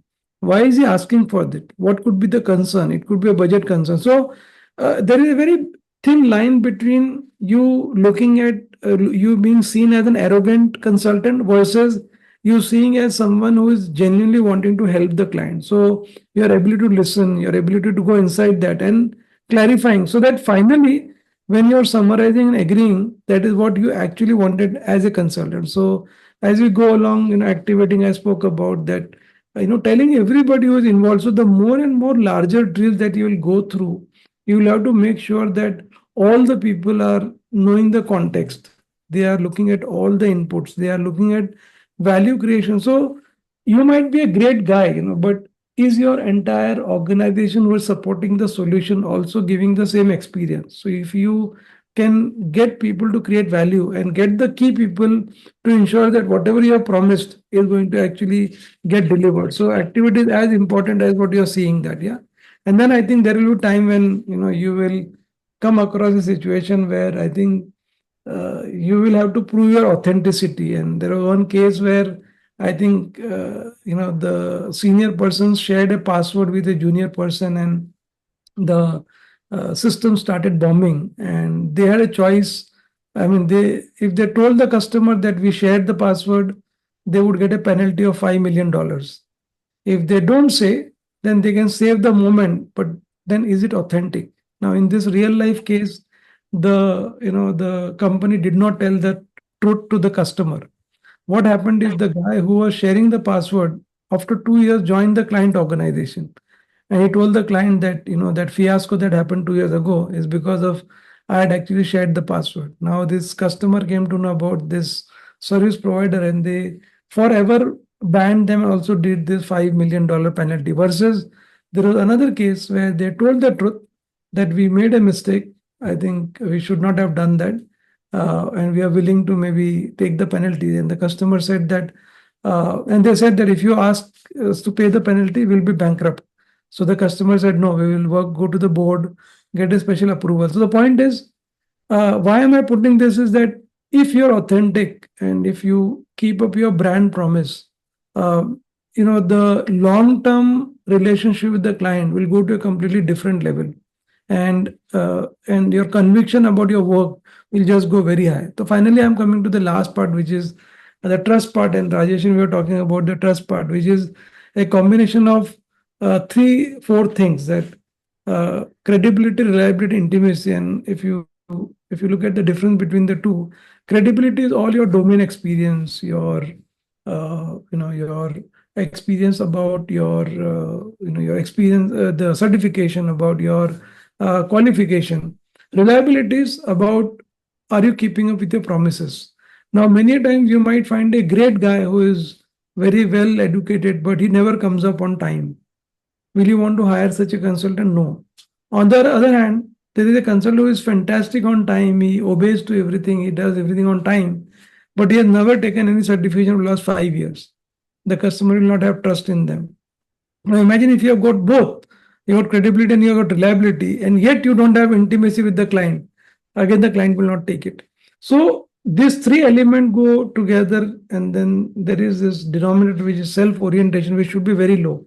So imagine Nirupam, and we have this nice webinar today, and Rajesh and me decide to host a biryani party in Hyderabad, and you all come to Hyderabad, okay? And both Rajesh and me keep talking about. Rajesh talks about Achla story for 15 years or whatever it is, and I talk about my Premji award and all that. And we don't even ask you anything about yourself or city. Would you want to come next time to Hyderabad? No, because there is so much of self-orientation about us. So when you're with the client, follow the 80-20 rule, meaning you will only speak for 20 minutes, 20%.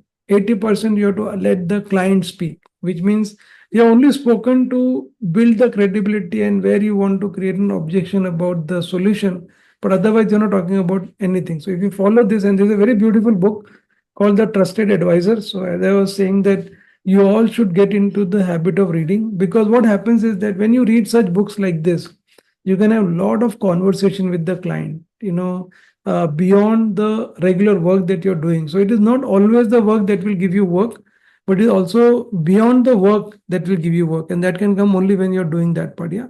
So it's the last slide, and then I'll close and we can have like an open I know a lot of chat messages are also there, but we can unshare the screen and we can have conversation. I don't know if Nirupam people can unmute and they can talk.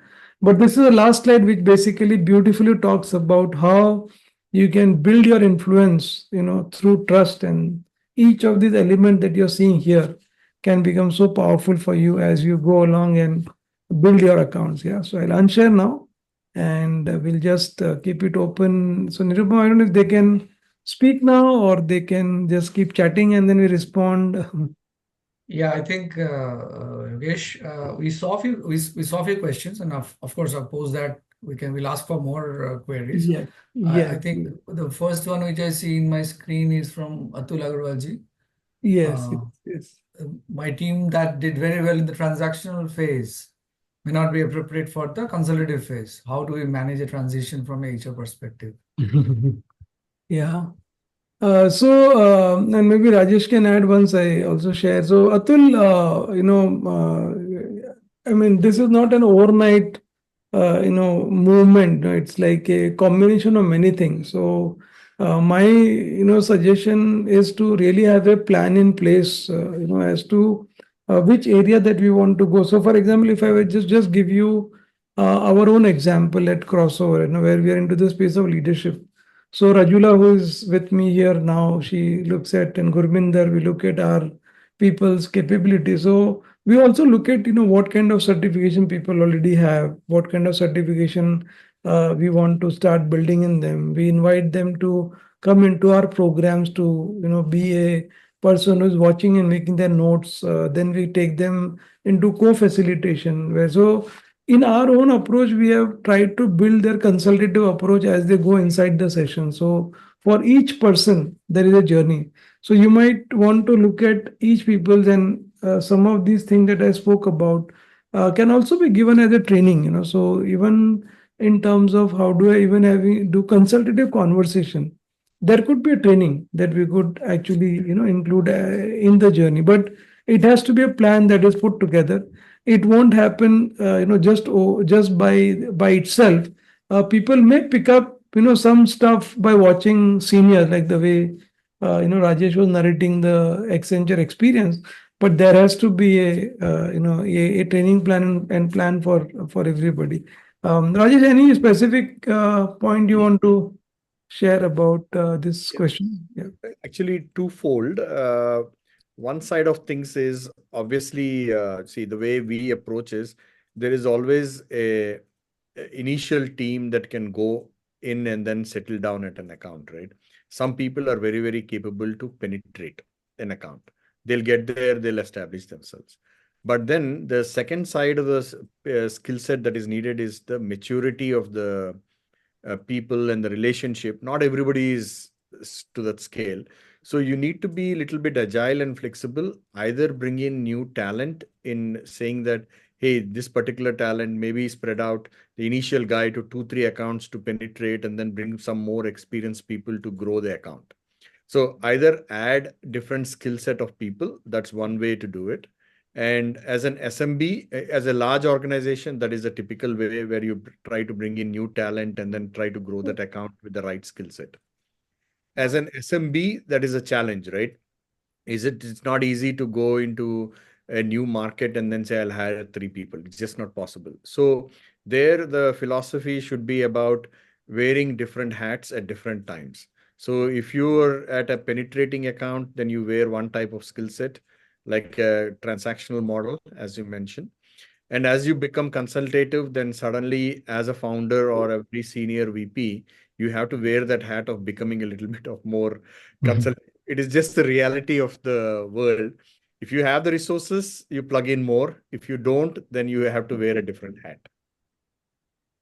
Yes, very nice. Yeah.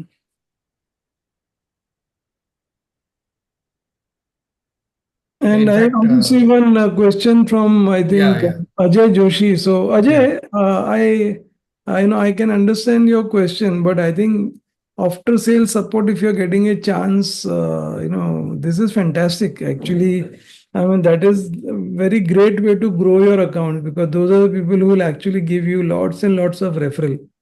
And also you will get to know about, how's your product doing. So if they're coming directly on the website, and I don't know if you want to also create some. I mean, if you're already doing that, it's okay. But the chatbot or the chat that you have people who are now asking question, how nicely you are bringing the consultative approach, and that can also be thought through. Or the FAQs that you're putting on in the website can also be thought through. Because even if you're not directly connecting with the client, how are they experiencing themselves on the client? Like if you go to our website, crossoverleaders.com, you will see a very, very nice experience as you're talking to a customer. I mean, it's a very to a representative, because it's a very story-like website. It kind of takes you through a journey about how you can develop. So you have those opportunities. Yeah. So try that out, Ajay, and tell us. Yeah. Okay, so Tejas is saying, how do you analyze a competitor's weakness and use the information in your sales approach without directly attacking them? Yeah. So Tejas, my thinking has been that I don't focus too much on the competitor actually, unless there is specific question asked by the client. So my focus is always on what can I do best for the client. And the second thing, Tejas, is that we don't want to badmouth a customer. And let me give you an example. So while we are a very respected leadership development company, but we are not a very big brand, in the sense, if you compare us with any of the international brand, we are very small. So there are clients who would tell me that, why should I go with you? I would go with this international brand. And I would never say that, okay, they are expensive, they are, not very flexible. But I would say that, I mean, if you look at the international brands agreement, is almost 125 pages, which will take at least 4 to 6 weeks for your legal and their legal to come to a conclusion. My agreement is 3 pages. If you have an urgency to start, I can start right away. If you can wait for 6 to 8 weeks, you might want to talk to them also. So what am I doing is, I am telling you that, and I know that the client is in urgency. They have the budget till November. They want to finish off this. So I know that. So instead of telling that, don't go with that, or, I started to bring in what I can do for you. So they just the energy, if you can focus on your own capability, and unless the customer is asking specific question, then you can use your battle cards and talk about it.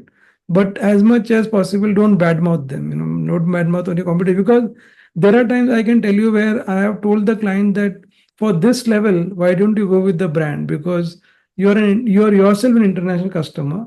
You have got 6 geographies. Maybe do in those geographies with that vendor. In India and Malaysia, do with me. Fantastic win-win. Because ultimately, what the client is wanting is that, are you truly looking at it from his future rather than your own need to grab everything? Yeah, so that's the philosophy in the background. Meaning, and I know you'll have pressures to meet your numbers, but always think very long term. Don't get too pressurized by the current quarter number, and build that culture in your own organization as much as you can. And in long run, I can tell you, today we don't have to run after business. The business comes to us, because that's the approach we have kept from the beginning. So I know there is a pressure, but I think a lot of questions are coming, Nirupam. So Yeah, of course. Tejas, I don't know. I hope that Mhm. helped. Actually, yeah. Uh, Nitesh is asking, I can take Yeah, that. yeah. Does white space technique help Yeah. in account considering the limited bandwidth of the analyst? Rajesh, anything you want to, this white space technique, Yeah. considering the limit? Yeah. I'm assuming white space is you're trying to enter a new area Yeah. of business or a new market. I think there, because you're trying to enter, in my view, you go full steam with your expertise, trying to convince at a conference or someplace, right? So there, the frameworks will not come into picture yet, because you're trying to penetrate the customer. That's at least that's the way I understood from the question. Is that right, Nitesh? What I'm saying, or?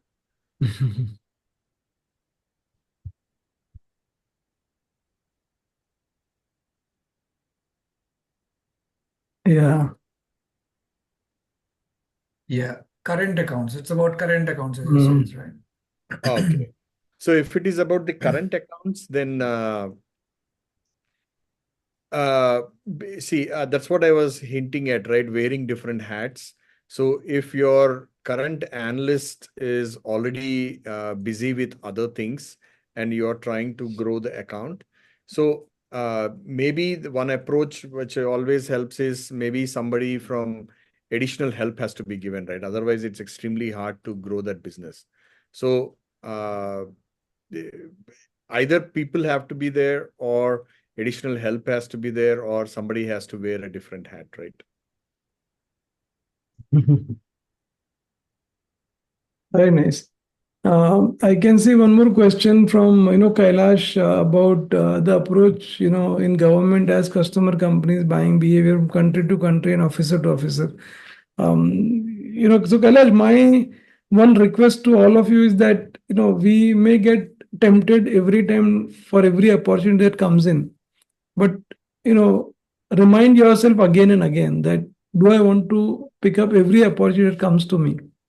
So, you might like have so many country to country. So as I'm reading this question is that there is a temptation to go to many countries and figure that out. So my thinking is go slow on that, try to be focused on, an area that you can do enough of groundwork before you getting into that. And I can give you a couple of examples where, even at a large organization, there were like an RFP in Egypt, for example. Now, the question was that, do we have local partners? Do we even know what it takes to get the visa? Do we know the local currency? So there is a lot of groundwork has to happen. So there will be a point that will keep coming at us, but we will have to start, focusing on not spreading ourselves so much, And in my experience, other than there has been a big shift in the way I am seeing the government,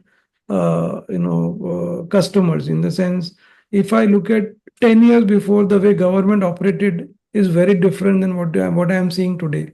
There is a lot of use of technology even in government. So the way it used to work is no longer the way it is working. So a lot of transparency, a lot of similar, a typical corporate level interaction with the government also. So I would rate the government quite high, right now. Yeah, Priyank is saying, do we get the Zoom recording? I think should be possible. Nirupam, we can give the recording to them. Yeah. Yeah, we can. We will Yeah, be yeah. we'll be able to share. Yeah, we can do that. Yeah. Okay, so Sneha is asking, how do you identify the key decision makers, the influencers within your client organization, and what the best way to approach?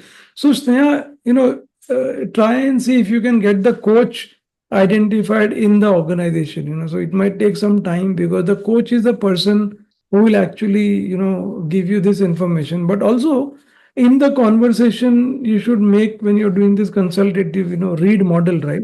So start recognizing. So for example, who are all in the meeting, do some groundwork on their backgrounds, and put your own client chart for every organization. So sometimes in my experience, asking directly to the coach is absolute no problem. In fact, today at 4 o'clock we have a client call, and I just ask them this question, that who are the people who want to make decision, what is the decision making process. So it's very absolutely legitimate to ask the question. Don't get too worried about that. Yeah. So Rajesh, you can also pick up some questions. I'm picking up as I'm reading, so I'm picking Gayatri's question, but you can. I just wanted to add one more point to that. See, the idea is about to grow a key account to a strategic account, right? Where we started off this journey on the discussion. Very important to see who is your sponsor in any account, right? In a customer. So you basically, that sponsor becomes your coach, and they will try to give you all the information who are the key players in this whole journey.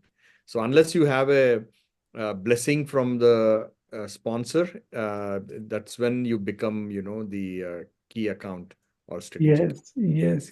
Rajesh, Kailash's question, I think you can take it up, because your Bulgaria experience possibly can address, I guess, what he's asking about is single country where employees are immigrants from various countries, Okay, and they work for a government. What is the question? The earlier, I think you were asking that if there is a government which has got like multiple officers and multiple government entity, how do you handle them? Was his question earlier. Then I told him that we should focus on the country, but he's saying it's about that single country where employees are immigrants from various countries.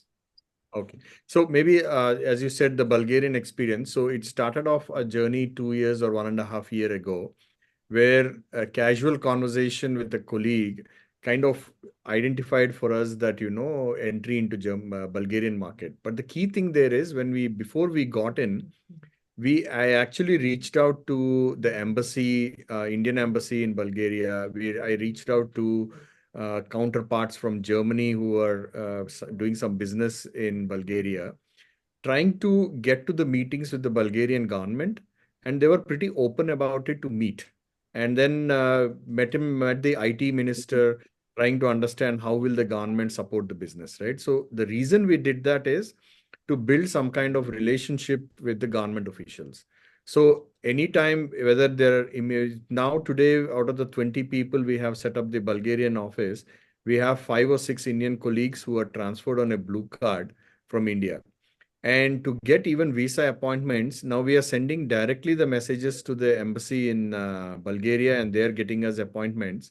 Whereas in Delhi, you don't get an appointment for the next 8 months.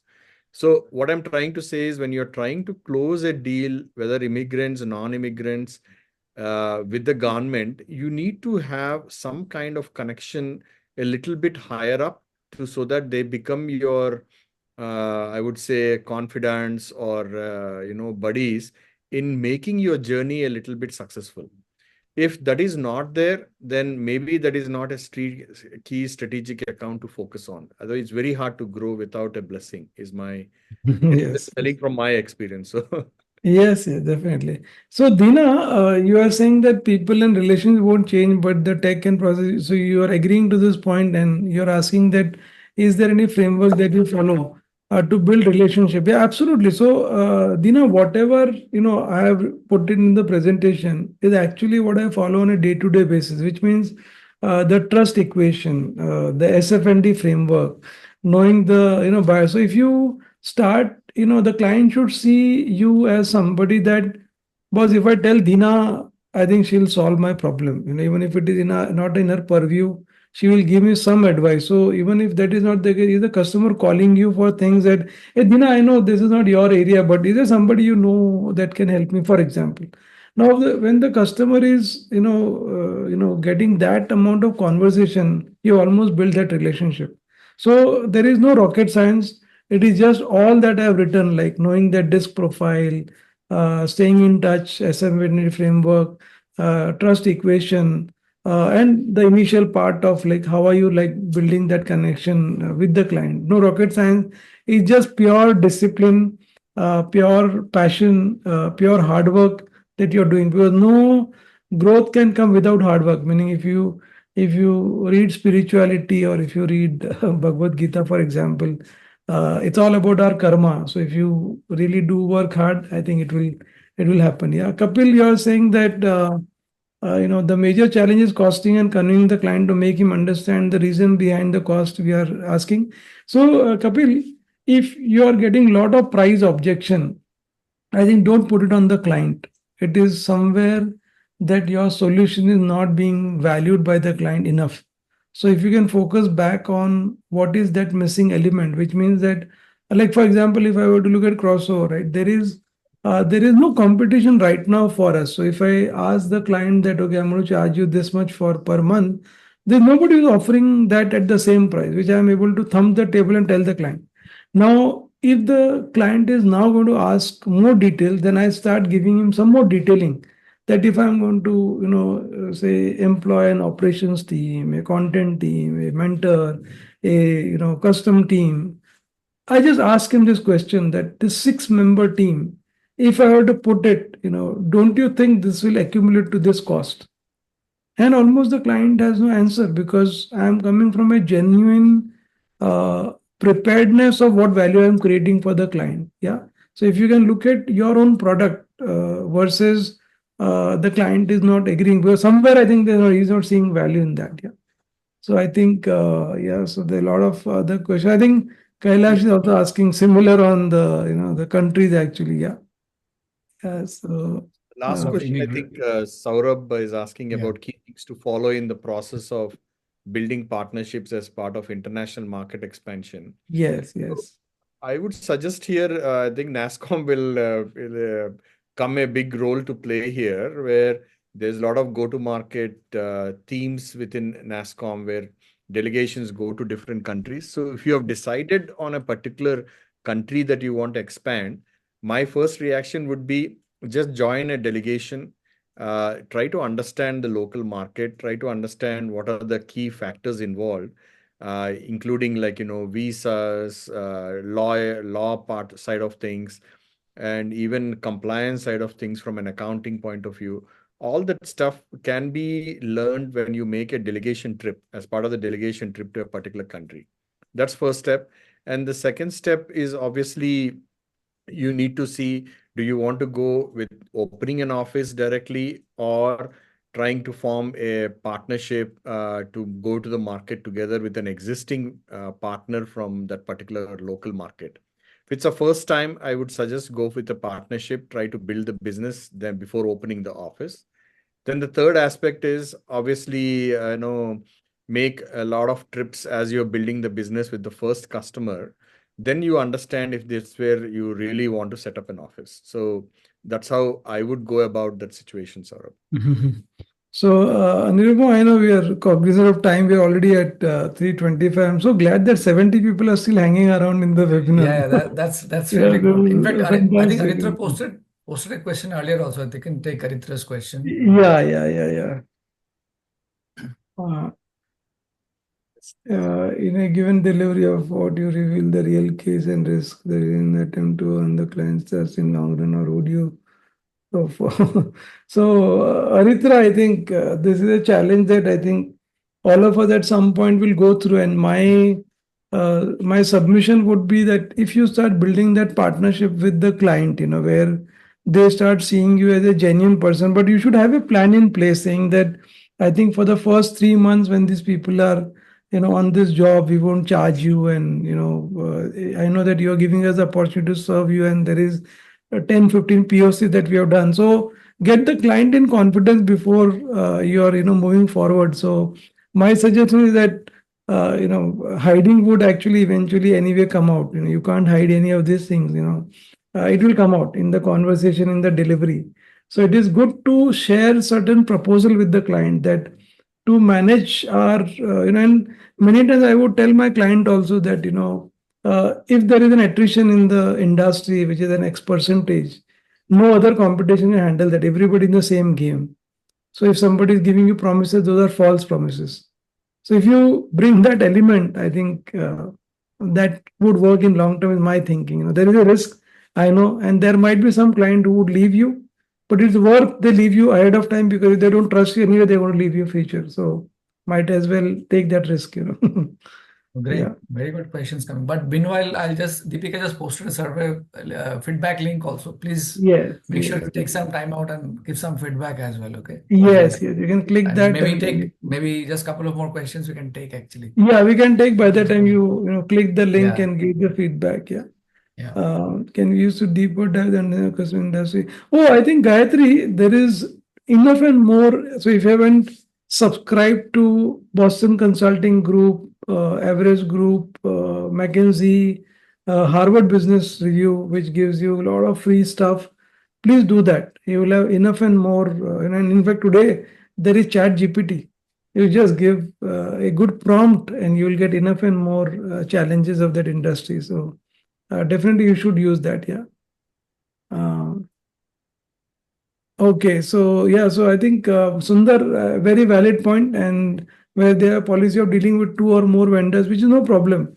I in fact of a opinion that in many cases where I am dealing it even today, I completely encourage my customer to go with 2 vendors, but I try to see that what is the other vendor bringing in, what am I bringing in, how is the synergy that is coming to it. In fact, one place Sundar, we almost partnered with other vendor to create that synergy. So don't get too worried about taking the entire thing for yourself, because there is enough and big pie available for all of us. So don't get too worried about just going that, because imagine if you do partnership with this other vendor, and in my example, the vendor took us to 5 more customers, because that vendor didn't have the kind of program we were doing, but he had customers. So instead of leaving the money on the table with the other clients, he would take us. So look at it more from that perspective, where you're not always wanting to grab everything in that pie for that customer, but look at a larger view about how you can grow the account. So that will help Sundar. Yeah. So I think Deepika, thank you for sharing the feedback link. I think people can click on that. Yes, please do share. And in fact, it is so encouraging to see the very specific, account specific questions coming, and that shows the kind of interest that we're getting from the sector. In fact, we should do more of these sessions. I mean, absolutely, Rajesh and Yogesh, fantastic case No, studies. for me, Nirupam, like I have done this live in Hyderabad, same session.